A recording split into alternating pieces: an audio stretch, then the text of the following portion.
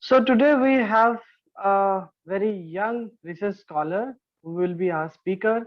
Her name is Sunanda Kulsreshta. Sunanda did her graduation from BSA College, Mathura, and after her graduation, she went to Banastali University, Rajasthan, for completing her post graduation. And she also pursued for higher research studies, and then she pursued her PhD in biotechnology from the Department of Biotechnology, GLA University, Mathura. uh, Sunanda is an active researcher. She is passionate about her research work, and her passion for research work is usually reflected by her intuitions, by her innovative thoughts, and she has always been trying to help people, awareing them about small stigmas which we have in our life. So Sunanda today will be, helping us in awareing us, in enlightening us rather about ovarian cancer. Ovarian cancer uh, has been a threat to all the women, and it has been a silent killer. So which we have neglected for some time now. Now it is the right time that we should put our foot down and say no to ovarian cancer. So with this thought in mind, Sunanda will be speaking and addressing this is very pertinent question, that why we have been ignoring and how we should deal with rather such type of cancers. As September is awareness month for ovarian cancer, so we selected this topic in this month. And with this note, I hand it over to Sunanda.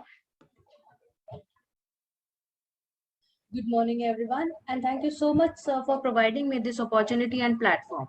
So, I would like to thank Dr. Niyaz Kausar, sir, Dr. Somnath Khatak, sir, from Bioservices for providing me this opportunity through this platform and helping me out as well while the event was planned.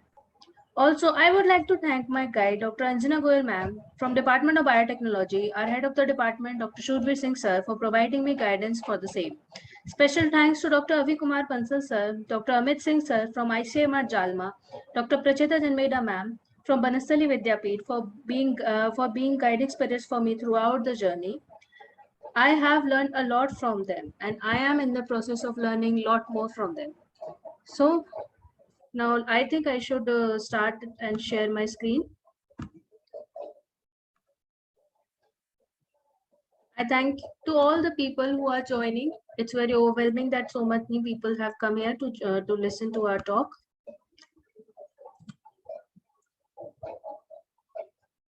Welcome to all the listeners.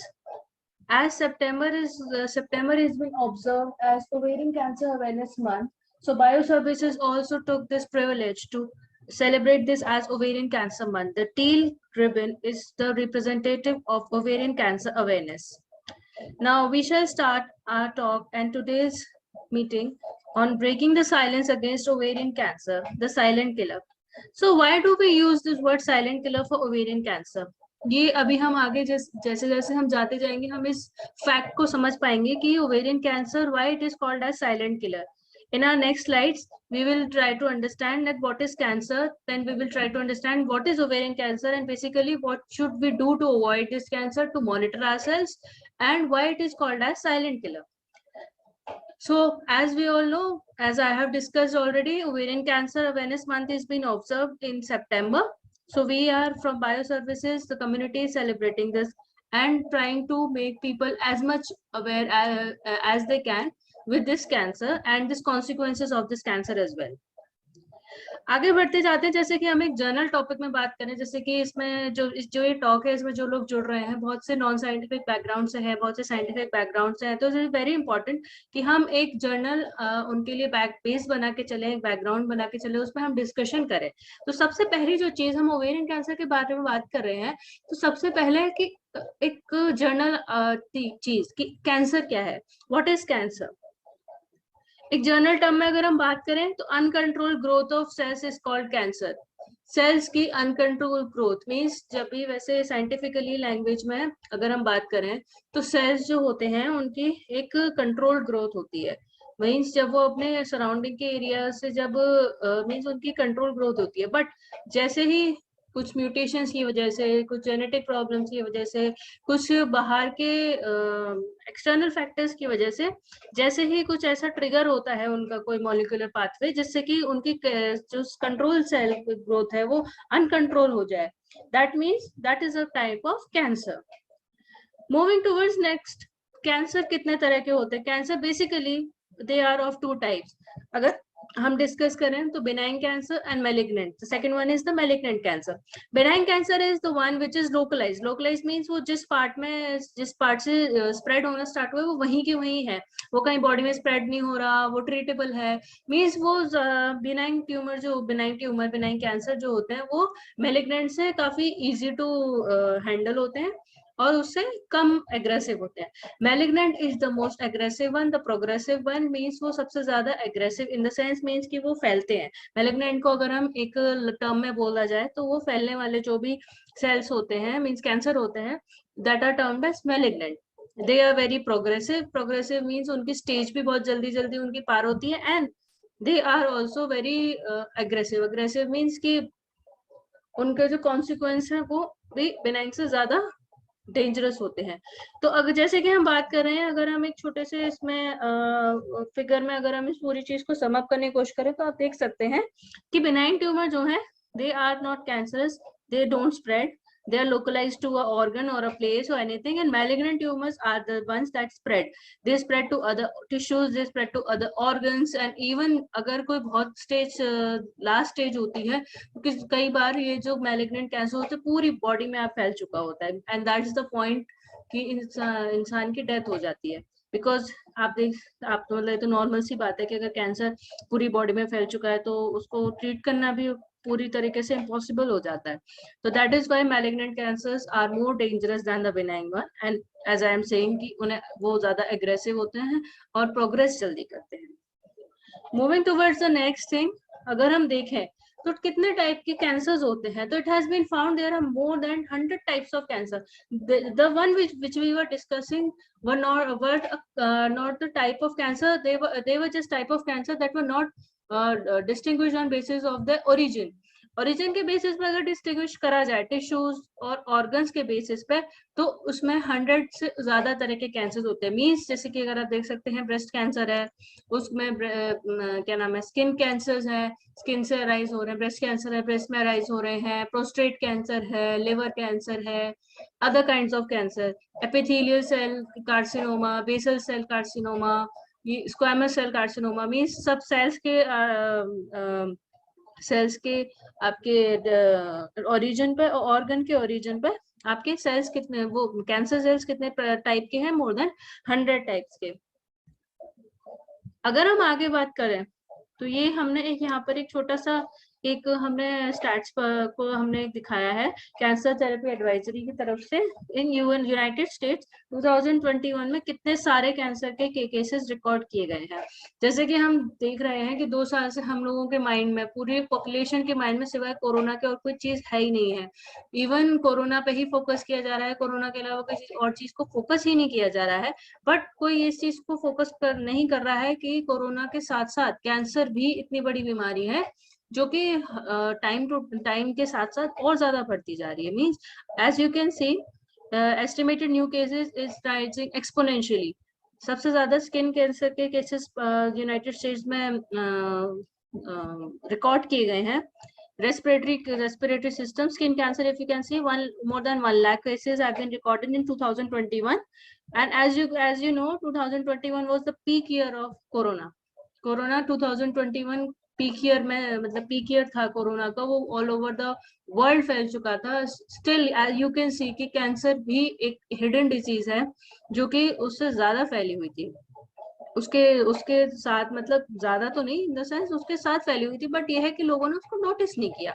Even इस चीज के दौरान अगर हम एक छोटी सी चीज discuss करें कि कोरोना के टाइम पे when everyone was going through the lockdown phase, lockdown phase में सबसे ज्यादा किसने सफर किया है? The persons who needed health care, means cancer patients, pregnant women's, women who people who were taking regular checkups and regular follow-ups from doctors. Why? Because जैसे कि cancer patient है, उसको रेगुलर फॉलोअप चाहिए, रेगुलर चेकअप चाहिए, जो उसे नहीं मिल पाया. इस वजह से as you can see in the other pyramid, exponential growth has been noticed in new deaths in United States, because उनको इलाज नहीं मिल पाया. एंड ऑल्सो बिकॉज इलाज मिलने के अलावा बहुत से हर कैंसर ट्रीटेबल नहीं होता है. Most of the cancers are not treatable. They are diagnosed late, even or maybe they are not getting proper treatment. One is not get means वो treatment को afford नहीं कर पाते बहुत से लोग. So why? That's why as you can see, new deaths in United States from breast cancer was recorded around 44,000, and other specified, unspecified, other types of cancers 47,000, etc.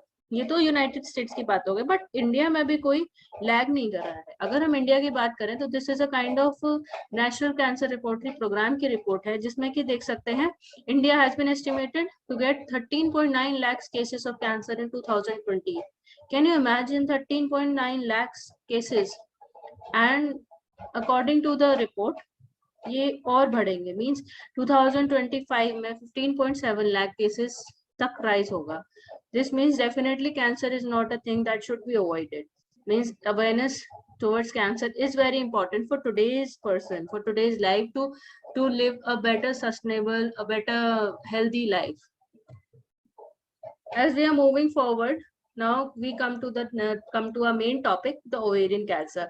इतनी देर से हम कैंसर के बारे में डिस्कशन कर रहे हैं. हमने ये जाना कि कैंसर बिनाइन है, मैलिग्नेंट है ना, और उसके कितने टाइप्स हैं. कैंसर का हमने स्टार्ट्स जाना कि बेसिकली कैंसर का कितना ज्यादा फैला हुआ है all over the world.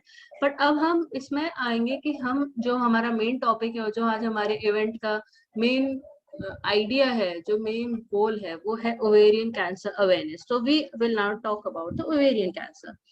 Ovarian cancer, as नाम से पता चल रहा है, it rise from ovaries in part of female reproductive organ. As you can see, it's the second leading gynecological cancer, and in world most of them female dies because of ovarian cancer. Second leading why? Because first leading is the breast cancer. एक और बात, अगर किसी को, अगर this is found as, जो भी हम आगे जाके इस चीज को डिस्कस करेंगे, अगर किसी के पर्सन के में ओवेरियन कैंसर मिलता है या अगर उसके भी ब्रेस्ट कैंसर मिलता है, तो they have much chances of developing other cancer. Other means या तो ovarian या breast. Because why?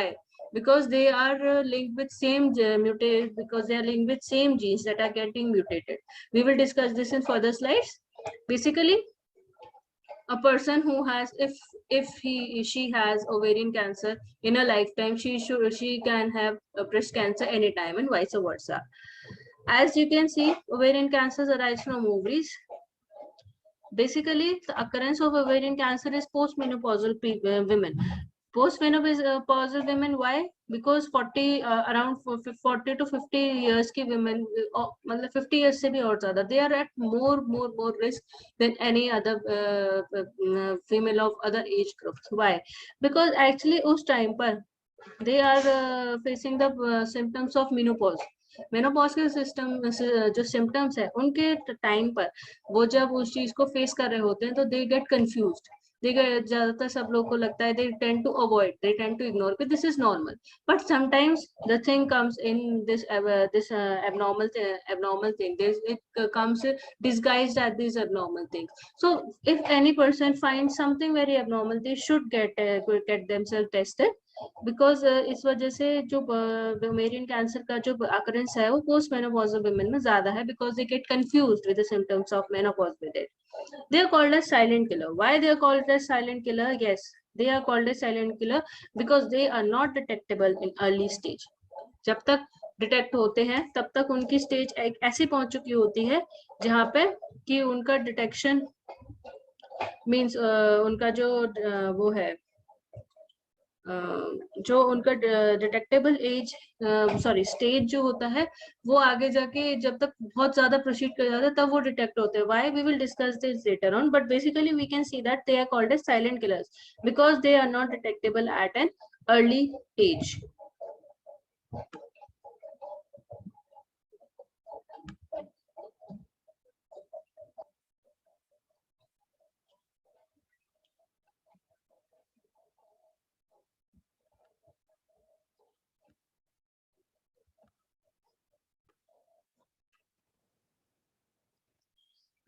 maybe some network issue. So we were discussing why ovarian cancers are called a silent killer, because the whole idea of the thing is that they do not give any symptoms in the early stage, and they are also not detectable while they are getting diagnosed at an early stage. Early stage means and 1 or 2nd stage. Ovarian cancer की basically 4 stages होती हैं, 1 2 3 4, and उनके सब stages divided हैं जो कि हम आगे पढ़ेंगे. तो बेसिकली जैसे कि आप समझ रहे हैं कि जैसे जैसे कैंसर प्रोग्रेस होता है वैसे वैसे उसकी स्टेज भी उसकी क्रॉस होती जाती है. 4th stage is basic most dangerous stage. उसमें सर्वाइवल चांसेस बहुत ही कम है. उसका जो वो है इलाज बहुत ही मुश्किल है उसका, बिकॉज अपार्ट फ्रॉम दिस कि उसको क्या डायग्नोस उसको क्या ट्रीटमेंट दिया जा रहा है. दिस इज बेसिकली ऑब्जर्व कि ओवेरियन कैंसर 4th स्टेज में जाकर उसके जो सेल्स हैं वो जो प्लैटिनम बेस्ड कीमोथेरेपीज होती हैं उसके अगेंस्ट रेजिस्टेंट हो जाते हैं, and they start growing, they start getting malignant, means they come into the malignant stage, and they growing they start spreading in the body at much faster pace. So that's why 4th stage में ovarian cancer के जो survivors हैं वो बहुत ही कम है. We will discuss this is further statistics. Now, as we can see, they arise from ovaries and nearby tissues are spread in the whole body. As I was discussing, it is curable in low stages, but healing becomes more complex in higher stages. Moving towards the next slide, this is a kind of statistics which we have arranged from Cancer Today.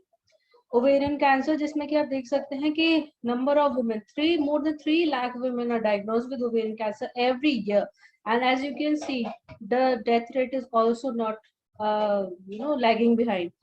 More than 20 lakh deaths are recorded. Sorry, 2 lakhs. My mistake, 2 lakhs deaths are recorded. Means कि जितने सफर कर रहे हैं और उनमें से आप देख रहे हैं कि बहुत ही कम पेशेंट्स हैं जो कि वापस से रिकवर कर पा रहे हैं. दिस मीन्स कि आप जैसे देख सकते हैं कि ओवेरियन कैंसर का रिकवरी रेट, सर्वाइवल रेट बहुत ही कम है. As we moving towards forward, yes, only 46% survive ovarian cancer. जैसे जैसे वो बढ़ता चलता है उसके सिम्टम्स नहीं होते, उसका अर्ली स्टेज में कोई सिम्टम नहीं होता, कोई डायग्नोस नहीं होता, वो बढ़ता चलता है and then it reaches to the final stages. तो all these factors come together and they all contribute to the mortality of the person. They all contribute to the increased rate of mortality of patients from ovarian cancer suffering all over the world. This is a kind of statistics which we have procured from SEIR. As you can see, independent of all race group or ethnicity, all races, ovarian cancer जो है कि आप जैसे कि देख सकते हैं 54 to 65 जो कि मैं बता रही थी पोस्ट मेनोपॉजल विमेन में ज्यादा मिलता है.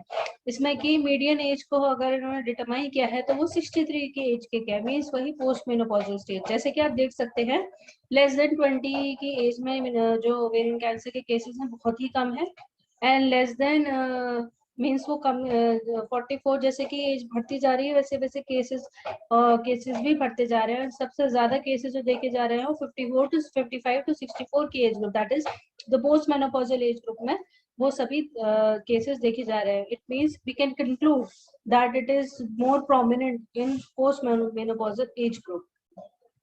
मूविंग टूवर्ड्स नेक्स्ट स्लाइड, आप देख सकते हैं कि सर्वाइवल रेट स्टेजेस के अकॉर्डिंग ओवेरियन कैंसर कितना डिक्रीज होता जा रहा है. फर्स्ट स्टेज जिसमें कि उनकी जो सब स्टेजेस है A1B1A B C, उसमें फिर भी उसमें उसका जो सर्वाइवल है वो काफी बेटर है, बहुत अच्छा सर्वाइवल है comparative to stage 4. As you can see stage 4 में सिर्फ और सिर्फ 17% सर्वाइवल है. स्टेज 3 में भी सर्वाइवल बहुत लिमिटेड है, बट जैसे कि जैसे स्टेज 4 की तरफ जा रहे सर्वाइवल ओनली 17% की तरफ बढ़ता चलता है. Talking about some physiology of ovarian cancer, ये आप जैसे कि जो डायग्राम देख रहे हैं ये फीमेल रिप्रोडक्टिव सिस्टम का डायग्राम है, जिसमें कि ओवेरियन कैंसर के अगर हम टाइप्स डिस्कस कर रहे हैं, उसमें सबसे पहला टाइप है epithelial lining of cells of ovaries, they arise from epithelial lining of the cells of ovary, जैसे कि आप डायग्राम में देख सकते हैं। From fallopian tubes, this is also shown in diagram. And the third is the primary peritoneum, inside it's the lining inside the abdomen. So there are three kinds of ovarian cancer that are categorized on the basis of the tissues or the organs from they are originating. Moving towards the other, these are other types of ovarian cancer. Like the first one is the epithelial carcinoma that arises from the outer surface of ovaries, and it is the most common type. Means जितने भी सबसे ज्यादा ovarian cancer cases पाए जाते हैं वो mostly epithelial carcinoma के ही होते हैं, जो कि अराइज करते हैं आउटर सरफेस ऑफ ओवरीज से। Second one is germ cell tumour, they develop from egg producing cells of ovaries. This is a kind of means medium occurrence. The third one is the stromal tumor. They are the rarest one. Connective tissues जो होते हैं, जो ovaries को hold करते हैं together, they are formed from there. So basically what we can conclude is epithelial carcinoma जो है वो सबसे ज्यादा common type का है, जो stromal tumor है वो सबसे ज्यादा rare type का ovarian cancer है. Now we will look for the stages of ovarian cancer. As I was talking कि ovarian cancer की 4 stages हैं, जो कि are subdivided in other parts. तो अगर हम first stage से part करें, जिसमें first stage से अगर हम start करें, जिससे कि सबसे ज्यादा survival के chances भी हैं, तो जो first stage की होती है, they are confined to ovaries or the fallopian tube. As you can see, this is a kind of benign. अभी ये benign ही, अभी malignant नहीं हुआ है. Malignant वो आगे जाके stages में होता है. तो अगर stage 1 की बात करें, तो इसमें जो कैंसर है वो ओवरीज पे ही एंड फैलोपियन ट्यूब से ही कंबाइंड है। अगर हम स्टेज 1 की 1A पे अगर हम बात करें, तो आप देख सकते हैं, as you can see, this confined to only one ovary, no ascites fluid present having malignant cells. What is ascites fluid? Ascites fluid जो होता है, it's a kind of fluid that fills in the cavity of abdomen. Abdomen की cavity में जब वो fill हो जाता है ascites fluid, it is a symptom of many kind of problems like infections, diseases related to liver cirrhosis, and basically the cancer. अगर किसी के उसमें ascites fluid present होता है या मान अगर आ जाता है, तो that's the biggest symptom of cancer, because it is a fluid that oozes out from the cells, and उसमें ही cancer cells भी होते हैं, तो that is why it is a kind of symptom. तो as we can see कि stage 1 में जो है कैंसर है वो सिर्फ और सिर्फ ओवरीज से कन्फाइंड है। सेकेंड स्टेज में जो कैंसर है वो बहुत ओवरीज में फैल चुका है, ascites फ्लूइड इसमें भी पाया जाता है। जो थर्ड स्टेज है, third stage means 1C stage. 1C stage में वन और बोथ द ओवरीज में कैंसर प्रेजेंट है and it starts spilling out. Means अगर हम फर्स्ट स्टेज की बात करें, on an kind of if we sum up the whole stage, we can see the cancer is only limited to the ovaries. As we can see, the second stage, it is progressed. Growth of cancer has extended towards pelvic region. Means अब ovaries से cancer बाहर निकलने लगे. Means it's a kind of अभी इसमें malignancy start हो गई है. अगर हम इसमें भी further stages की बात करें तो 2A, 2B, 2C, जिसमें कि 2A में अगर हम देखें तो extension of cancer to fallopian tubes. Ovaries से cancer की जो है वो fallopian tubes की तरफ बढ़ने लगा है. सेकेंड बी में ओवरी जो कैंसर है वो ओवरीज से पेल्विक ऑर्गन की तरफ बढ़ने लगा है. और जो थर्ड स्टेज है उसमें बोथ ओवरीज के जो कैप्चर है वो कैप्सूल है वो रप्चर हो जाते हैं and ascites fluid is found in the abdomen region.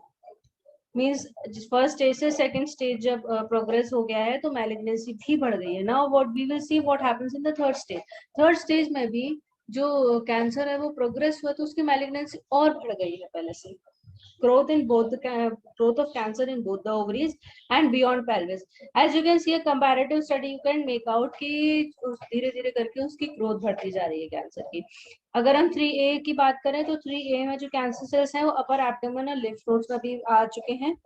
3B में ट्यूमर्स जो है वो विजिबल है अपर एब्डोमेन में 3C में ट्यूमर जो है वो एब्डोमेन में विजिबल है and 2 centimetre in size including surface of liver and spleen means as you can see अगर लिवर स्प्लीन में पहुंच चुका है इसका मींस वो मैलिग्नेंसी उसकी उसकी स्टार्ट हो चुकी है, वो और जगहों पर और जगहों पर उसने फैलना स्टार्ट कर दिया, means it has start migrating from one organ to other organ. And the final stage, means the most dangerous stage, the stages that cause mortality, the most malignant stage, stage 4. Stage 4 में the cancer has spread all over the body. Cancer is found in, if we talk about stage 4A and 4B, cancer is found in fluid around lungs, and in 4B it has spread totally in the whole body, means it has busted out kind of a thing. It has busted out in whole body, जिसमें कि आप cancer को lungs, liver, kidney and spleen सब जगह आप find कर सकते हैं. इसीलिए ये भी एक रीजन है कि वाई फोर्थ स्टेज में जो उसका ट्रीटमेंट है वो इतना पॉसिबल क्यों नहीं, बिकॉज आप जैसे कि देख रहे हैं कि पूरे बॉडी में कैंसर फैल चुका है, तो ऑब्वियसली ये एक छोटी सी चीज है कि कैंसर को बॉडी के एक पार्ट से ट्रीट भी किया जा सकता है, एक पार्ट से उसकी डिबल्किंग सर्जरी की जा सकती है, एक पार्ट से कीमोथेरेपी, रेडियोथेरेपी भी वर्क कर सकती है, because although they are not targeted but still they work. Means अगर जैसे कि जो कीमोथेरेपी होती है वो वर्क करती है पूरी बॉडी के ऊपर, तो हो सकता है वो किसी ऑर्गन पे ज्यादा वर्क करती है, किसी ऑर्गन पे कम वर्क करती है. तो स्टेज 4 में जब पूरी की पूरी आपकी बॉडी में किसी की बॉडी में फैल चुका होता है कैंसर, तो it is not possible to control all the organs that are cancerous now. So that's why it is said that stage 4 is the stage with highest mortality, because उसके बाद तो फिर कोई लिमिट ही नहीं है. Moving towards next. Oh, sorry. Yes. एक diagrammatical representation.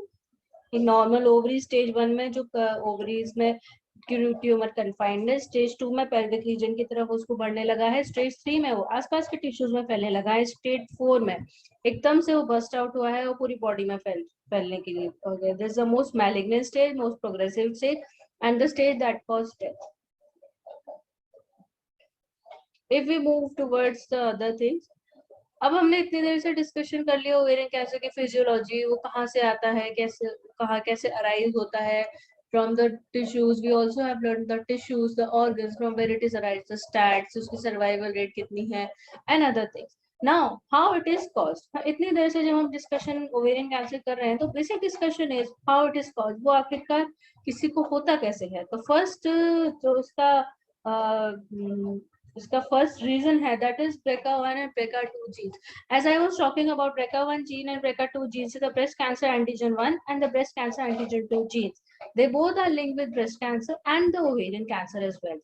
अगर इन jeans में म्यूटेशन होता है किसी भी रीजन से, किसी भी मॉलिक्यूलर पाथवे की डिस्टर्बेंस की वजह से, किसी जेनेटिक रीजन की वजह से, मींस जिसके फैमिली में हिस्ट्री में आपके कैंसर होता है किसी की फैमिली हिस्ट्री में, तो उसके जेनेटिक हिस्ट्री की वजह से उसमें म्यूटेशन होता है BRCA1 BRCA2 जीन्स में. इस वजह से किसी भी पर्सन को, अगर किसी पर्सन को किसी टाइम पे ओवेरियन कैंसर कॉज हुआ है तो उसके बहुत चांसेस हैं कि आगे जाके उसको ब्रेस्ट कैंसर भी कॉज हो सकता है एंड वाइस वर्सा. अगर किसी को ब्रेस्ट कैंसर कॉज हुआ है तो नेक्स्ट टाइम उसको ओवेरियन कैंसर कॉज होने के बहुत चांसेस बढ़ जाते हैं. The reason is in front of you because they both are linked with the same cancer genes and the mutation in them cause the cancer to progress. Another genetic factor is the mutation in the T53 gene. It is also a genetic factor that is related to the progression and invasion of ovarian cancer in the body. Bacterial and viral infection, yes, this is a very important topic to discuss because ज्यादातर जो भी cancers होते हैं वो बहुत से means not ज्यादातर means बहुत से कैंसर्स ऐसे होते हैं जो वायरल इंड्यूस्ड होते हैं. ये तो हम लोगों ने बहुत सारे एग्जांपल इस चीज के पढ़े हुए हैं कि वायरल इंड्यूस्ड कैंसर भी प्रेजेंट होता है. बट ये बैक्टीरियल इंड्यूस्ड कैंसर कैसे है ओवेरियन कैंसर, वाई? अभी मैंने कुछ टाइम पहले ही इस चीज से रिलेटेड एक पेपर पढ़ा था जिसमें कि जो फीमेल रिप्रोडक्टिव ट्रैक्ट के जो भी और माइक्रोब्स पाए जाते हैं उनकी अगर म्यूटेशन की वजह से या उनकी डोमिनेंस की वजह से भी ओवेरियन कैंसर कॉज होता है. This links to the factor, this links to the kind of what you can say condition, a disease, you know, it is called as leukorrhea. Leucorrhoea की भी जो प्रोमिनेंस है वो बहुत ज्यादा है. Means in Indian females, 2 out of 1 female, sorry, 1 out of 2 female is found to suffer from leukorrhea from one or the other reasons. And in her lifetime, she is supposed, she means ऐसा माना जाता है कि 2 में से 1 women को होता है leukorrhea. Why? This is a kind of bacterial infection that is from the starts from the vagina. तो इसके कई सारे रीजंस है. पर्सनल हाइजीन रीजन है, और भी बहुत सारे रीजंस रिलेटेड है ल्यूकोरिया से. बट इफ कि अगर ये ल्यूकोरिया का प्रोग्रेशन भी, अगर ल्यूकोरिया भी किसी को कॉज हो गया है, तो they should be very very careful कि अगर वो ज्यादा प्रोग्रेस करा तो वो ओवेरियन कैंसर भी कॉज कर सकता है.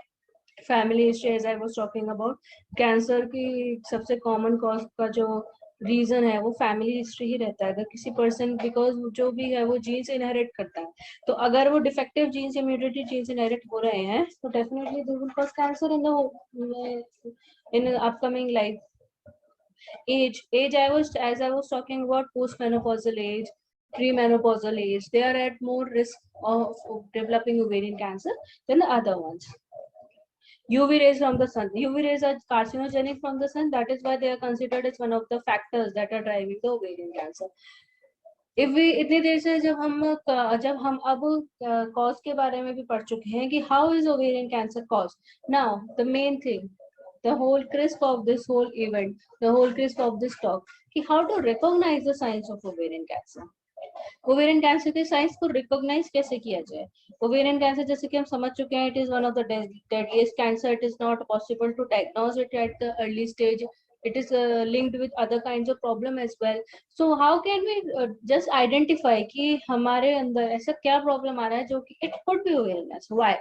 The first thing is stomach upset, fatigue, changes in washroom habits, weight gain and loss. Yes, this is the most important thing to discuss. किसी भी पर्सन की बॉडी में अगर वेट जो है वो गेन हो रहा है एक्स्ट्रा, या फिर बहुत ज्यादा लूज हो रहा है, it is an clear indication of some of the other disease in the body. चाहे वो किसी भी चीज, ये हर तरह के डिजीज से रिलेट करता है, इसलिए वेट को मॉनिटर करना कॉन्स्टेंटली बहुत जरूरी है. Try to keep the weight in BMI उसका जो है वो परफेक्ट रहे. परफेक्ट नहीं तो थोड़ा बहुत इतना अच्छा रहे, मीन्स कि ना तो आपका वेट बहुत ज्यादा हो ना आपका वेट बहुत कम हो, because both of the things are indicator of any kind of disease. And basically it could be cancer as we are talking about.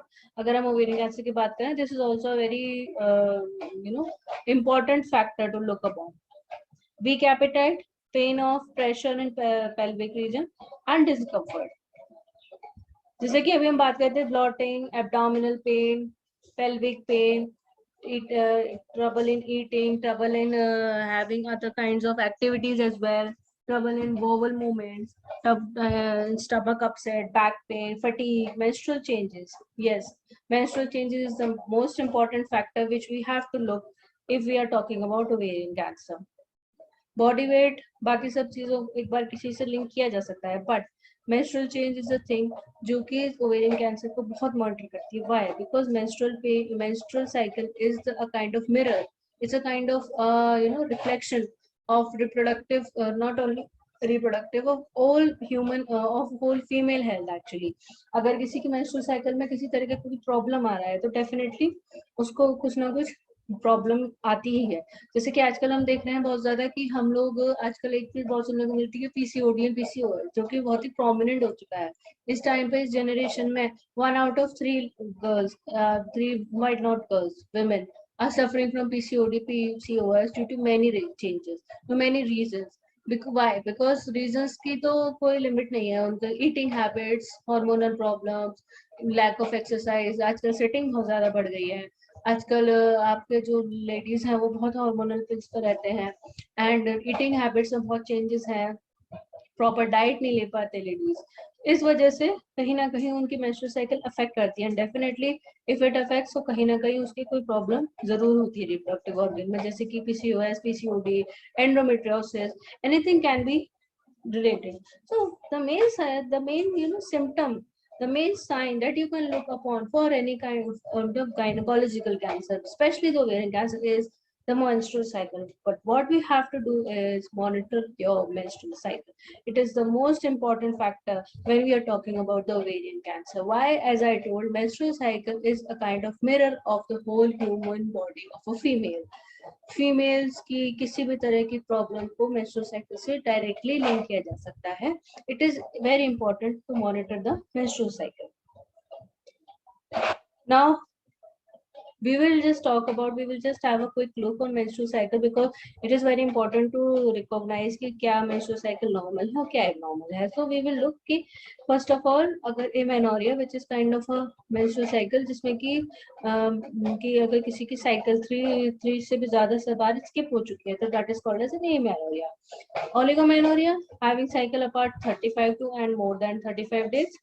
Menorrhea, that's heavy bleeding that lasts more than a week. If any person faces any such kind of thing that is all accountable to irregular periods, then they should definitely get themselves checked up. Not just because for ovarian cancer, but for any other kind of disease. Other factors that are, other symptoms that one can look for ovarian cancer, the most important is the post-menopausal period. As you can see, menopause का मतलब ही ये होता है कि the women has overcome her time of menstrual cycle. उसकी menstrual cycle off हो चुकी है, means उसके जो bleeding phase है वो over हो चुका है. But अगर किसी reason से menopause की age के बाद भी किसी को अगर ब्लीडिंग से उसको स्पॉट होती है, तो definitely they should get themselves checked up, and they should definitely not confuse it with other kind of diseases. Bleeding between the cycles, ये भी एक बहुत बड़ा आपका सिम्टम हो सकता है कि 2 साइकिल्स के बीच में अगर किसी की स्पॉटिंग या ब्लीडिंग अगर नजर आती है. The most and this is a very important thing, the unbearable boring pain in the ovaries and lower abdomen region. ये जो हम स्लाइड सामने देख रहे हैं, ये एक मेन ये एक जो स्लाइड्स है वो सबसे ज्यादा जो मेन फैक्टर्स है, जो मेन सिम्टम्स है, जो पूरी चीज को उसको रिफ्लेक्ट कर रहे हैं, तो वो है आपकी ब्लीडिंग का पैटर्न मेनोपॉज के बाद में, साइकिल्स के बीच में, and the most important thing, the pain in the ovaries, pain in the abdomen region, unbearable pain during your menstrual cycle, and other kinds of things. But this is most important thing. Although unbearable pain during menstrual cycle is called a dysmenorrhea, it is a very important, a very common thing in females. But it is, if it is more than more than your bearance, more than you can't bear, आप उसको bear कर ही नहीं पा रहे, तो definitely आपको इसको doctor से जरूर चेक कराना चाहिए. It could be other thing. आप उसको हो सकता है dysmenorrhea से उसको आप कंफ्यूज कर रहे हो, बट ये आपको जरूर अगर चेक कराना चाहिए. अगर किसी के बहुत ज्यादा पेन रहता है तो उसको जरूर एक बार चेक कराना चाहिए. Moving towards next, the diagnosis. अब इतना सारे डिस्कशन के बाद में signs, symptoms, now we will move towards diagnosis. Diagnosis of ovarian cancer में, as I was telling, biomarkers में CA-125, mesothelin, this kinds of biomarkers are used for diagnosing the ovarian cancer. CA-125 is a cancer antigen 125 biomarker, which is expressed in terms of stages. Means अगर देखा जाए तो जो ये देखा गया है कि स्टेज 1 में सबसे कम कैंसर एंटीजन एक्सप्रेस होता है, that is basically around 40 to 50%. And जैसे जैसे स्टेज प्रोग्रेस करती है, मींस सबसे कम 40 to 50% in first stage, and in last में स्टेज मींस फोर्थ स्टेज, उसमें सबसे ज्यादा around 90 to 95% of the biomarker CA-125 is express. In between जैसे कि फर्स्ट स्टेज में 30%, सेकेंड स्टेज में अराउंड 60 to 70%, थर्ड स्टेज में around 80 to 90%, and fourth stage में more than 90%. This kind of cancer antigen is progress. ये blood में एक biomarker है जिसको ब्लड टेस्टिंग के थ्रू इसको डायग्नोस किया जाता है. तो इस वजह से जो CA-125 है वो प्रोग्रेसिव होता है. CA-125 की प्रॉब्लम क्या है कि CA-125 why it is not used as a novel kind of diagnosis for ovarian cancer, because CA-125 is a common antigen for all cancers, first of all. Second thing, yes, for जो early stages है सब बहुत कम इसमें secrete होता है, express होता है, I mean to say express होता है, तो इस वजह से ये जो है आपका लेटर स्टेजेस में एक्सप्रेस ज्यादा होता है. इस वजह से बहुत ही डिपेंडेबल, बहुत ही ज्यादा आपका कह सकते हैं नोवल मेथड नहीं है डायग्नोसिस का. ब्लड टेस्ट डेफिनेटली, अगर किसी की बॉडी में कोई प्रॉब्लम है तो उसका हीमोग्लोबिन, WBC, RBC, इन सारी चीजों में चेंजेस होंगे, तो ये सारी चीजें भी आपके ब्लड टेस्ट में रिपोर्ट हो जाएंगी। CT scan, MRI scan, CT scan, MRI scan से आप जो भी डॉक्टर है वो कैंसर की जांच कर सकते हैं। This is PET scan, positron emission tomography. This is specially for the cancers. इसके डिटेक्शन के थ्रू ये पता चल जाता है कि जो कैंसर सेल्स हैं वो कितना ग्रो कर रहे हैं, कहाँ कहाँ ग्रो कर रहे हैं, और उसकी कितनी, अगर जैसे कि किसी कीमोथेरेपी चल रही है तो कितना अफेक्ट कर रही है, कितना ज्यादा, मीन्स जो भी कैंसर का जो स्पॉट होता है जहाँ पे कैंसर प्रेजेंट होता है ये उसको हाईलाइट कर देता है। तो उसके हाईलाइटिंग की वजह से हम ये देख सकते हैं कि वो जो कैंसर है वो बढ़ रहा है, कम हो रहा है, कहाँ फैल चुका है। तो ये सारी चीजें आपकी पेट स्कैन से वो करी जा सकती हैं, आपको देखी जा सकती है। Transvaginal sonography, it is also a kind of diagnosis for this ovarian cancer. This is a kind of physical diagnosis. And yes, the important thing is testing of abdominal fluid. That is the ascites fluid, as I was talking about. It is a kind of fluid that is symptomatic in case of liver damages like cirrhosis, infection diseases, and cancers. Basically, it is more prominent in cancer. तो हम ये देख सकते हैं कि हम एक चीज नहीं कह सकते कि कोई एक हमारा कोई डायग्नोसिस है जिससे कि ये पता चल जाए कि this is basically the ovarian cancer. जो भी डॉक्टर है, जो भी आपको डायग्नोस कर रहा है, वो इन सारी चीजों का रिजल्ट्स को सम अप करके ही they can declare a thing. They can't declare just a thing in कि एक किसी कोई एक ऐसा टेस्ट जो डिपेंडेबल हो, कोई एक ऐसा टेस्ट जो कि नोवल हो, जो सिर्फ और सिर्फ पर्टिकुलर ओवेरियन कैंसर के लिए, is not up to date. So इस वजह से ओवेरियन कैंसर साइलेंट किलर की तरह भी है, बिकॉज अलग अलग इस टेस्ट को करके ही डॉक्टर आपका एक उस पर पहुंच सकते हैं नतीजे पर कि यस कि this is in this stage और अब इसकी ये ट्रीटमेंट चल सकता है। तो these were about the diagnosis that are linked to ovarian cancer. Now what all increases the risk. अब हम ये सब जानेंगे कि ओवेरियन कैंसर के रिस्क को ये कौन सी चीजें इंक्रीज करती है। जैसे कि एज का हमने काफी डिस्कशन कर लिया है ऑलरेडी। एज का पोस्ट मेनोपॉजल एज जो है वो सबसे ज्यादा रिस्क में होते हैं ovarian cancer के, and also from the female from all reproductive age group, because they are on the hormonal pills. Their hormonal pills are not very good for the people, but still they use. There are many things. There are many peculiar things related to these things that can't be discussed here, but yes, they are not very much beneficial for all the population. Reproductive history, why is reproductive history important. मत किसी भी जो भी sufferer है उसके कितनी बार pregnancies रहे, कितनी बार मिसकैरेजेस रहे, कितनी बार अबॉर्शंस रहे, कितने, अगर कभी कोई किसी डिलीवरी के टाइम पे अगर किसी के साथ में कोई अलग हो रहा हो, कोई प्रॉब्लम रहा हो, तो ये सारी चीजें आपकी रिप्रोडक्टिव हिस्ट्री में आती हैं, because they all increase the risk of ovarian cancer. कभी कभी किसी की डिलीवरी बहुत ही टीडियस होती है, उसमें बहुत सारी चांसेस होती है, बहुत सारी प्रॉब्लम्स आती हैं, तो they are also related to the मतलब they can become the risk for ovarian cancer. Onset of menarche and menopause. Menarche is the stage when the menstrual cycle starts. Means basically it is supposed to start around 12 to 14 years. But in case किसी के साथ में अगर in case of any hormonal disturbance or any kind of other problems, वो stage आगे या और पहले start हो जाती है, the onset of menarche, then it is kind of risk for ovarian cancer.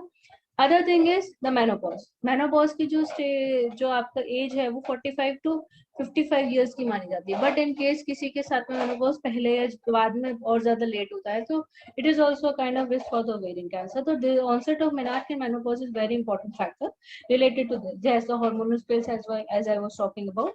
Hormonal pills हमारे इंडिया में ही ज्यादा वैसे यूज की जाती है, यूएस में तो ये बैन भी है। They use other kind of contraceptive options other than hormonal pills, because hormonal pills are not very good, they are addictive first of all। अगर कोई hormonal pills पर है और उसकी साइकिल उसकी वजह से ठीक चल रही है, तो देन नेक्स्ट टाइम अगर वो उसको बंद कर देता है लेना, तो डेफिनेटली उसकी साइकिल में बहुत डिस्टर्बेंस आता है। तो दिस मेक्स, क्योंकि वो एडिक्टिव है, they are using synthetic hormones, तो hormonal pills are also a kind of risk factor that accounts to the ovarian cancer. Yes, the breast cancer, as I was talking about, कि ये दोनों ovarian cancer और breast cancer दोनों ही एक ही gene से related है, BRCA1 and BRCA2, इसलिए दोनों ही आपस में रिस्की हैं एक दूसरे की प्रोग्रेशन के लिए आगे जाके लाइफ टाइम में Endometriosis. Endometriosis is very much found in people, females nowadays. Endometriosis क्या है? Endometriosis is the thickening of lining of endometrium. Endometrium एक part है इसका यूट्रस का. यूट्रस का एक पार्ट है, मीन्स उसकी जो सॉरी यूट्रस का पार्ट, इसकी जो लाइनिंग है यूट्रस की, दैट इज एंडोमेट्रियम. एंड उसकी थिकनिंग, उसके जो थिकनेस है वो पहले से जरूरत से ज्यादा बढ़ जाती है. मीन्स वो डिपेंड करता है उसकी थिकनेस कितनी बढ़ी हुई है. तो that is called as endometriosis. The whole condition of getting of the endometrium getting thicken is called as the endometriosis. This is happening due to many kind of reasons, including hormonal reasons. This is also a very important factor in ovarian cancer. Heredity. Ovarian cancer का ही बहुत important जो अभी factor हम discuss कर चुके हैं. Virus, bacteria, radiation, smoking, drinking, this kind of and carcinogens exposure, this kind of things are very important. Infertility, yes, as I was talking about in the reproductive history of the person, infertility also plays a very important role in risk in ovarian cancer risk. Why? Because infertility का reason कुछ ना कुछ hormonal होता है, या फिर malfunctioning loss of function of ovarian cancer, या फिर किसी और system का, किसी और hormone का malfunctioning. So that's why infertility is also a risk for ovarian cancer. And if any person is suffering from this, it should she should take her care for. Now the smoking and drinking habits, it's a very important factor that drives ovarian cancer. Although smoking and drinking habits are not very much found in India due to social taboos, kind of यहाँ का माहौल, यहाँ का culture बहुत different है. But in US, United States, other kinds of other foreign countries, smoking habit and smoking and drinking is a very common part of daily life. वहाँ पे ladies का बहुत ही कॉमन मतलब डेली लाइफ का एक routine है, जो कि यहाँ पे इतना नहीं है बट इतना नहीं है. इस वजह से ओवेरियन कैंसर की जो प्रोमिनेंसी है बाहर ज्यादा भी है, बिकॉज स्मोकिंग और ड्रिंकिंग हैबिट्स की वजह से बहुत दिक्कत आती है. Although smoking and drinking habits are also equally damage means risky, and they cause damage to reproductive organs as well. So इसलिए for females, so they also cause infertility as well. So they should be checked. These things should be taken in limit. Family history, as I was talking, कि अगर किसी की person की family में अगर cancer की history रही हो तो उसको और ज्यादा सतर्क रहना चाहिए. Number of pregnancy, this all came under the reproductive history. Body weight, as I was talking about, excessive loss of weight or excessive gain of weight is a kind of symptom for ovarian cancer and also risk that one can develop any kind of cancer. Lack of physical activities and exercise, जैसे कि हम लोग जानते हैं कि जो भी हम लोग की आजकल सिटिंग बहुत ज्यादा बढ़ गई, सिटिंग बढ़ गई तो इस वजह से और gynaecological problems, as I was talking about PCOS, PCOD, ये सारी भी काफी बढ़ गई हैं. तो इस वजह से फिजिकल एक्सरसाइज और एक्टिविटीज को तो हमें जरूर ही ध्यान रखना चाहिए.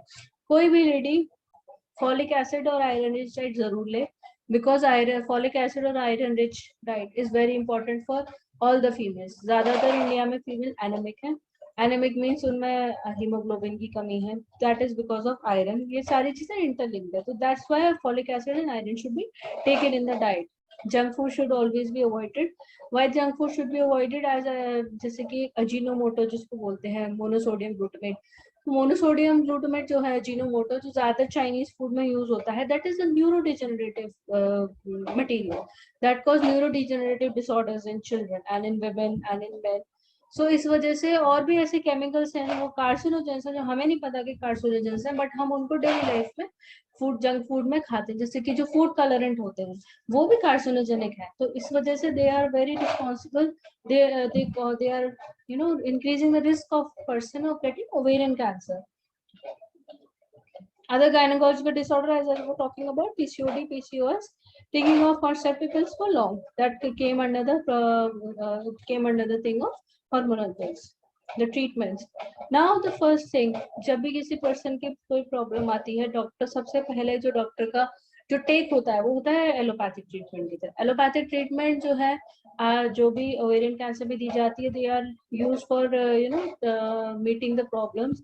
उसकी जो भी प्रॉब्लम्स आ रही होती है उनको करने के लिए तो बहुत ही heavy dose of allopathic treatments दी जाती है. And with this heavy dose of chemotherapy is also done. Chemotherapy including paclitaxel, including carboplatin, ये सारी कीमोथेरेपीज जो हैं वो किसी भी पर्सन को दी जाती है, single chemotherapy, combination, that all depends on the doctor and all the stage as well. Combination chemotherapies भी दी जाती है, मीन्स 1 वीक में एक बार कोई कीमोथेरेपी, पैक्लिटेक्सेल और कार्बोप्लाटिन का combination, then other in a cycle of 1 week, and other kinds of chemotherapies is also present. After chemotherapy, when they find that कि अब जो कैंसर है उसका साइज डिक्रीज हो गया, then they go for the surgery. Although chemotherapy, as we all know, is not a good option. Chemotherapy जो है वो अच्छे सेल्स भी किल करती है, साथ में कैंसर सेल तो किल करती ही है. It is not very, it is not targeted. That's why वो अच्छे सेल्स को के साथ में, और मींस उसको वो कैंसर सेल्स के साथ में जो बेटर हेल्दी सेल्स होते हैं उनको भी किल कर देती है. इस वजह से we all know chemotherapy has a lot of side effects. It weakens the immune system weak हो जाता है तो अदर डिजीजेस होने के पूरे चांसेस है, इन्फेक्शन होने के पूरे चांसेस है, पूरे चांसेस नहीं, इवन होता है. जो पर्सन कीमोथेरेपी ले रहा होता है उसको इन्फेक्शन एक बार जरूर होता है, बिकॉज इम्यूनिटी बहुत ही वीक हो जाती है. हेयर लॉस, जो कि सबसे बड़ी चीज देखी गई है कीमोथेरेपेटिक पेशेंट्स में, इनको कीमोथेरेपी मिल देते हैं. Hair loss, immune system loss, weight loss, loss in energy, fatigue, ये सारी चीजें हैं जो कीमोथेरेपी अकाउंट करती है. Means chemotherapy is not a good option, but cancer के लिए सबसे ज्यादा यूज ऑप्शन यही है. Radiotherapy, apart from chemotherapy, other option is the radiotherapy. Homeopathic medicine, although homeopathic and ayurvedic medicines, next thing is ayurvedic medicines, they are not accountable for a person to cure the later disease. But ये है कि जो person है वो अगर starting से treatment को ले, लोअर स्टेज पे ले, तो ये लोअर स्टेज पर ट्रीटमेंट्स ये काम भी करते हैं. एलोपैथिक मेडिसिन जो है वो जैसे जैसे प्रोग्रेशन होता है कैंसर का, उसमें एलोपैथिक मेडिसिन ही वर्क कर पाती, because at that time cancer becomes so aggressive that it is out of control और एवरीथिंग. तो दैट इज व्हाई सिर्फ और सिर्फ एलोपैथिक मेडिसिन ही उस टाइम उसे कंट्रोल कर सकती है. Ayurvedic treatment is taken as a kind of adjuvant with all this things. Ayurvedic, homeopathic, they are very slow workers, although they show very promising results, but these are slow workers. That is why ये जो and में जो progress कर जाती है stage, उस पर ये as an adjuvant काम करते हैं. They do not act as a main hero, but as an adjuvant. So that's why allopathic medicines जो होते हैं उन्हीं का यूज किया जाता है स्टेज 4, स्टेज 3 में. एंड आयुर्वेदिक मेडिसिन वैसे भी होम रेमेडीज में जो हमको बताया जाता है, जो भी कि आप ये हर्बल ट्रीटमेंट ले, हर्बल ट्रीटमेंट ही नहीं, आप डेली में भी अगर आप कुछ हर्ब्स हैं उनको आप अपनी डाइट में इंक्लूड करें तो डेफिनेटली ये आपका कैंसर होने से भी बचा सकता है. जो कि पतंजलि में बहुत सी चीजें ऐसी हैं जिनको मार्केट किया जाता है, जिनको मीन्स ऐसे प्रोपोगेट किया जाता है, तो वो चीजें हैं. अगर आप उन चीजों को डाइट अच्छी लें, आप अपने डाइट में आयुर्वेदिक मेडिसिन को भी इंक्लूड करें, तो ये आपकी प्रॉब्लम आने के चांसेस बहुत कम होते जाते हैं with the time. So as we saw, home remedies, Unani, Ayurvedic, homeopathic, naturopathic medicines, these kind of things had been taken for the treatment of ovarian cancer. Now, after talking about the treatment, let's talk about the post-treatmental care, because ovarian cancer is not an easy thing to deal with. Not even ovarian cancer, many kind of cancers are not easy thing to deal. And जो person इन cancers को झेल चुका होता है, that is very important कि उसका बहुत ही ध्यान रखा जाए, because अगर वो कैंसर एक बार, फर्स्ट ऑफ ऑल थिंग कि अगर किसी पर्सन को अपनी लाइफ टाइम में कैंसर हो चुका है तो उसको सेकंड बार कैंसर डेवलप होने की बहुत चांसेस है. This is a very common fact that many people know. Other thing, अगर कैंसर नहीं तो और कोई डिजीज, क्योंकि इम्यून सिस्टम बहुत वीक हो चुका होता है ट्रीटमेंट के टाइम पे, तो इस वजह से उसके और कोई डिजीज होने के बहुत चांसेस बढ़ जाते हैं. पोस्ट में treatmental care is very important for ovarian cancer. Why? Because high occurrence rate. जैसे कि अभी मैंने बताया था कि आगे जाके जो स्टेज प्रोग्रेस करती है, तो स्टेज 4, 3rd, 4th के बाद में जो cancer cells, ovarian cancer cells हैं, they become resistant to the platinum chemotherapy, because ज्यादातर जो कीमोथेरेपीज हैं वो प्लैटिनम बेस्ड हैं, and they become resistant. So that's why वो और ज्यादा ग्रो करने लगते हैं और ज्यादा जितने ग्रो मतलब जितने उनकी ग्रोथ हुई होती है, अगर वो उस टाइम उसको ट्रीटमेंट मिल जाए, then still there is chance कि उसमें वापस से वो ग्रो करना स्टार्ट कर देते हैं even after treatment, even someone feels this person is nice, this person is healthy, but definitely she will have some kind of cells in her body that are retained, that are not getting treated. So that's why they will now again, flourish, they will again start growing. So there is high recurrence rate in ovarian cancer. This makes it the deadliest cancer in gynecological cancers. And also it has, and this is also a reason why it has high mortality rate. Premature ovarian failure, this is for the patients who are of young age.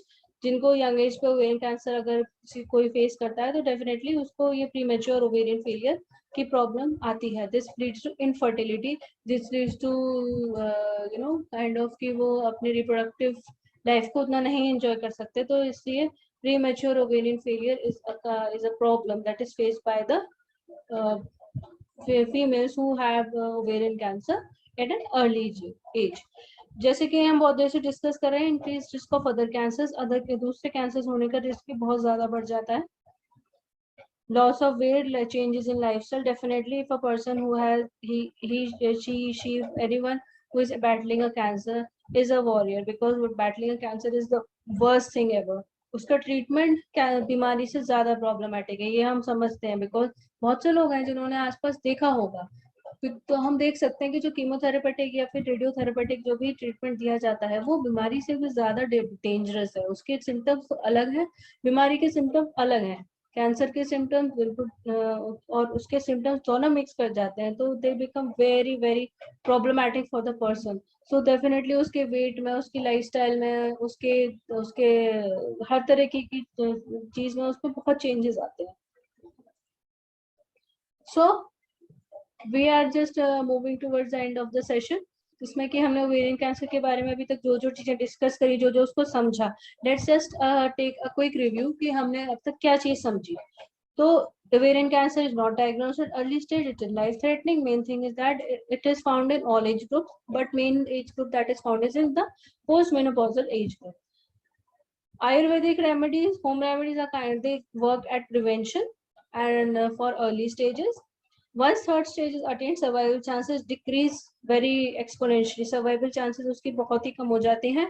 Chemotherapy is the only thing that a person can get as a treatment. Loss of function of ovary is one of the problem that for the person who is suffering from ovarian cancer. Health of the patient after operation decreases. Adoption of healthy lifestyle and self-monitoring is the main key factor that will drive prevention towards ovarian cancer. Now, इतना सब discussion करने के बाद में, ovarian cancer पे discussion करने के बाद में वो क्या है, कैसा है, treatment, diagnosis, other things, the main thing is prevention. As we all know, prevention is better than cure. Ovarian cancer का ट्रीटमेंट बहुत ही डिफिकल्ट है, पर्सन की बॉडी नहीं झेल पाती है कई बार. That is also causing toxicity in the body, and that could also be the result of death of the person. So why not to prevent all these things? Why not to be very aware? Why not to be very self-conscious? And what to do to prevent the ovarian cancer? First thing is, as I have been talking again and again, monitoring of menstrual cycle. Menstrual cycle is a kind of reflection of the whole female health. So monitoring of menstrual cycle is very important for any ovarian cancer, any other kind of gynecological cancers as well. As I was talking about, avoid junk food, because junk foods are having many kinds of carcinogens. And what we can do to prevent ovarian cancer is the inclusion of antioxidant rich foods in our diet, inclusion of Ayurvedic treatments, Ayurvedic medicines in our diet, inclusion of folic acid, iron-rich diet for our, eating, like and food rich in antioxidants, including this banana, pear, grapes. These are all kinds of fruits. Cranberry is a very good fruit for reproductive organs. So these kind of things are very important to be included in diet so that they could prevent us from any kind of cancer. Yes, the important thing, yoga has been seen healing many things. अगर किसी person को योगा करने का उसका करना चाहिए, because ये जो कीगल एक्सरसाइज होती है, Kegel exercise, it is basically for the female reproductive organ. it keeps all the things like PCOD, PCOS on no. वो PCOS, PCOD कोई भी प्रॉब्लम है जैसे कि उसका सिस्टम में किसी भी तरह की प्रॉब्लम आई है, वो कीगल एक्सरसाइज बहुत ही इंपॉर्टेंट रहती है, इसलिए yoga should be practice. And apart from this, yoga जो है वो किसी भी पर्सन को स्ट्रेस फ्री रखता है, मेंटली उसको स्टेबल रखता है, तो इस वजह से yoga is very important for any person. So not only to cure, not only to prevent ovarian cancer, yoga is very important to prevent any kind of disease, adoption of healthy lifestyle and adoption of stress-free lifestyle. Yes, the main thing, monitoring of self from means visiting to doctor, ज़्यादा से ज़्यादा doctor को visit करना, ज़्यादा से ज़्यादा। So main thing as I was talking about was कि अगर किसी भी पर्सन को किसी भी तरह की अपने अंदर एबनॉर्मलिटी नजर आती है, तो उसे जल्द से जल्द डॉक्टर को कंसल्ट करना चाहिए। अपार्ट फ्रॉम दिस कि अगर किसी भी एबनॉर्मलिटी नजर आती है, नहीं आती है, बट अगर कोई पर्सन जो अभी तक रिस्क डिस्कस किए गए हैं, उन रिस्क से एक भी अगर रिस्क उसके अंडर आ रहा है, तो उसको definitely 2 to 3 months, 6 months, a year उसको अपना फुल बॉडी चेकअप डायग्नोसिस जरूर करवाना चाहिए, because ovarian cancer is very progressive in nature. उसकी फर्स्ट स्टेज से लेके फोर्थ स्टेज तक पहुंचने के लिए बहुत ही कम टाइम लगता है, इसलिए बेटर है कि जो भी पर्सन के जो भी रिस्क अगर हम जो देख रहे हैं वो आ रहा है किसी पर्सन के अंदर, तो वो जरूर जरूर अपने आप को मॉनिटर करते रहें। Yes, talking, consulting, discussion, these kind of things should be followed, because अगर हम जब तक बात को डिस्कस नहीं करेंगे तब तक एक तो अवेयरनेस नहीं होगी, और उसके अलावा जब तक डिस्कस नहीं करेंगे किसी भी चीज को अपने डॉक्टर से, अपने किसी फ्रेंड से, तब तक ये नहीं पता चलेगा कि आखिरकार प्रॉब्लम क्या है, किसी पर्सन को प्रॉब्लम क्या है, वो तभी पता चलेगी ना जब तक वो पर्सन अपने आप को आके आके खुल के उस चीज को बताएगा।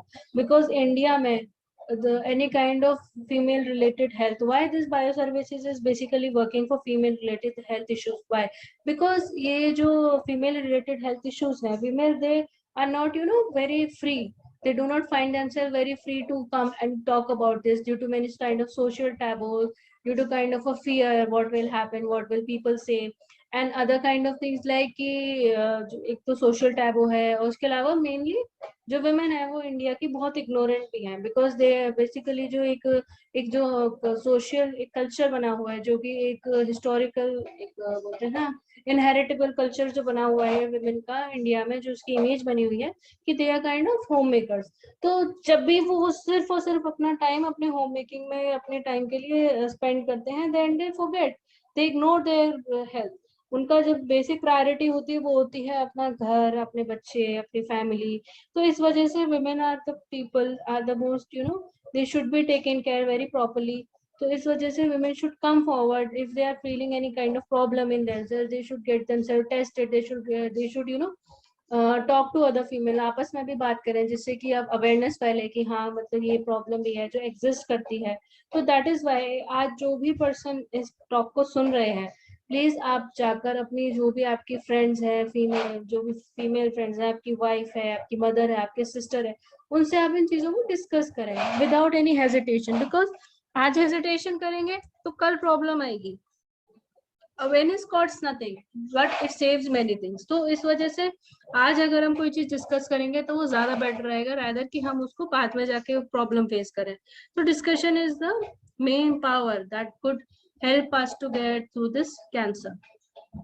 Stay happy. Yes, stress is the driving factor किसी भी बीमारी के लिए, बिकॉज जो स्ट्रेस है उसके जब कोई पर्सन स्ट्रेस में होता है तब उसके अंदर different kind of hormones trigger होते हैं, और जब वो हैप्पी होता है तो उसमें different kind of hormones trigger होते हैं। अगर कोई पर्सन स्ट्रेस्ड है तो इस वजह से कि वो उसके जो हार्मोन्स है वो कुछ ना कुछ मतलब प्रॉब्लमेटिक हार्मोनल डिस्टर्बेंस कॉज करते हैं। इसलिए टू मेक पर्सन हैप्पी वो योगा करे, अच्छे से अच्छा खाए, अपने डाइट में अच्छे एंटीऑक्सीडेंट्स इंक्लूड करे, अपने आप को हैप्पी रखे, stay away from negative thoughts, stay away from negative people as well. तो ये बहुत जरूरी है। Stay with your family, with your loved ones whom you care, whom you love। तो इस वजह से staying happy is very important for fighting with any kind of disease, developing less risk for any kind of disease. So staying happy is the important factor for any disease, not only for the ovarian cancer. Now, we as the community from bioservices not only support the awareness towards ovarian cancer, but also to other gynecological cancers as well, including endometrial and uterine cancer, cervical cancer, and breast cancer. Ovarian cancer is definitely the thing, just because it is ovarian cancer awareness month. So we were focusing just on ovarian cancer, but breast cancer, endometrial, uterine cancer, cervical cancers are also very important to be taken care of, and other kind of gynecological problems as well. These are the representative ribbons for the cancers that are all gynecological cancers. The purple ribbon, teal ribbon for the ovarian cancer, peach ribbon for the uterine or endometrial cancer, pink for the cervical, purple for the vulvar, and blue for the vaginal cancer. These all are the representative images of the cancers, of the ribbons that are for awareness of cancers. Now, this is a small story of teal warriors. Teal warriors, as you can see, is the color of ovarian cancer. Ovarian cancer awareness. It is Teal Warrior is a Delhi-based organization that helps people get aware of this cancer. And apart from this, they also help them to get to the treatment. They teach women how to take care of themselves. This was started by Ritu Bedi. She was a Delhi-based lady, and उसको third stage में जब ovarian cancer diagnose हुआ, उसने अपना treatment लिया and she fought very bravely. So she just recovered from ovarian cancer, and this is the line that she said: cancer has been a great teacher. It has taught me about the essential cycle of life and the power of giving. तो जैसे ही वो person ovarian cancer निकल के आई, उससे उसने fight किया, तो she understood कि why what एक होता है ना, पर्सन किसी चीज को झेल चुका होता है, they become more a kind of aware, a kind of next time के लिए और ज्यादा सावधान हो जाते हैं और ज्यादा सतर्क हो जाते हैं. तो इस वजह से ovarian cancer जब उसने fight किया, then she realized how important it is to be aware of this kind of cancer, and then she took this opportunity, took this thing, and started off with the Teal Warrior. It is an organization in Delhi that supports women to get diagnosed, to get all kind of treatment, and as well aware them. We all have to come together to fight this disease. It is very important, as I was discussing, to talk, to create awareness, to talk people about this thing, to highlight this topic. Not only ovarian cancer, all kind of gynecological cancers, all kind of gynecological problems, not even gynecological problems, every kind of disease. Means one person should be very aware of oneself, about the environment of people he or she is living with.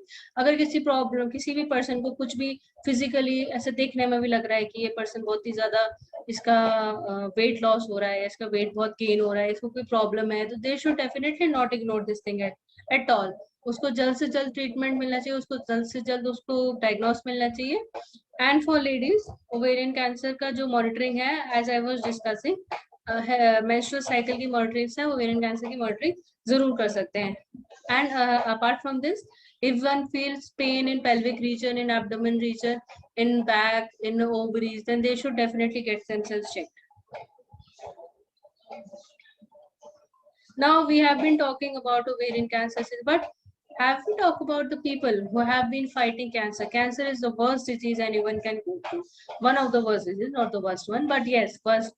And the worst part of this whole scenario is that the treatment is much bad than the cancer itself. Treatment उसका अलग problem देता है, cancer अलग problem देता है. So taking the whole thing into mind, bioservices salutes the spirit of cancer warriors. There are many people who have been fighting through cancers, who are fighting through cancers.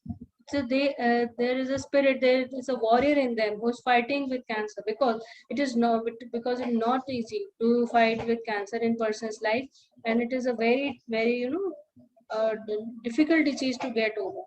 So bioservices salutes the spirit of cancer warriors, and also at the same time they pay tribute to those who lost their fight to the silent killer, including my mother, whom I lost to this silent killer as well. And that's why I took this opportunity to make people aware, because we and my family has also taken this, seen this thing, how this ovarian cancer is a silent killer and definitely doesn't get diagnose, or they doesn't show any kind of symptoms and signs till it reaches to the last stage. So that is why it is very important to be aware, to make people aware, and to talk, discuss more and more as you can about this cancer.